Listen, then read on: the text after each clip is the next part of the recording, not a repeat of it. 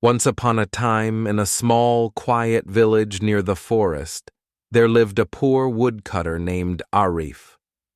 Every morning, he would go deep into the woods with his old axe on his shoulder. He worked hard, cutting wood all day, and sold it in the town market for a few coins. His life was simple, but his heart was full of dreams. One day, as he sat under a tree eating his dry bread, he heard two tourists talking nearby. They were speaking English. Arif could not understand a single word, but the sound of their voices, the rhythm, the flow, felt like music to him. He smiled, but deep inside he thought, if only I could speak like them one day. That night, he went home and told his wife, I want to learn English. She laughed softly and said, But we are poor, Arif. We cannot go to school. Arif smiled and replied, Maybe not, but I can still learn. I'll find my own way. From the next day, his life changed. Every morning before going to the forest, he practiced small English words he had written on an old paper. Hello, good morning, thank you, how are you? He said them slowly, clearly, again and again, until they felt easy on his tongue. While cutting trees, he would whisper to himself, I am cutting wood. I am strong. I can learn English days turned into weeks. One day, a foreign traveler came to the forest, lost and looking for the road to the city. Arif saw him and said nervously, Can I help you?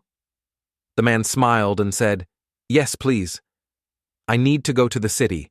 Arif pointed the way and said slowly, Go straight, then right. The tourist understood and thanked him.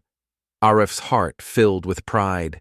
He had spoken English, real English, and someone understood him. That night Arif couldn't sleep. He sat under the moonlight, repeating the same words again and again. He decided to learn one new sentence every day. He listened to English songs on the small radio he had, tried to copy the sounds, and even spoke to the trees while working. How are you, big tree? He would say, laughing. I am fine, thank you. Months passed. His confidence grew.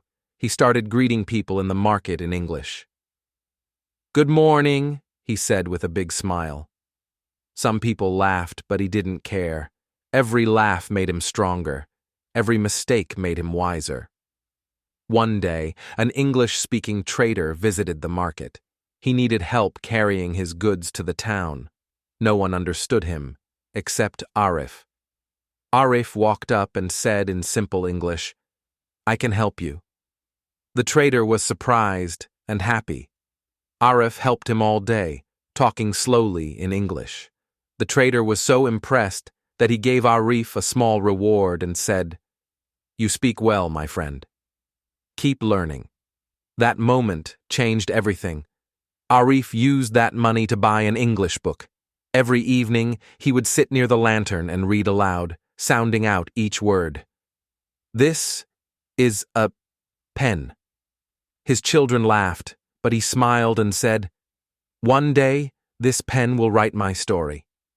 Years later, Arif became well known in his village.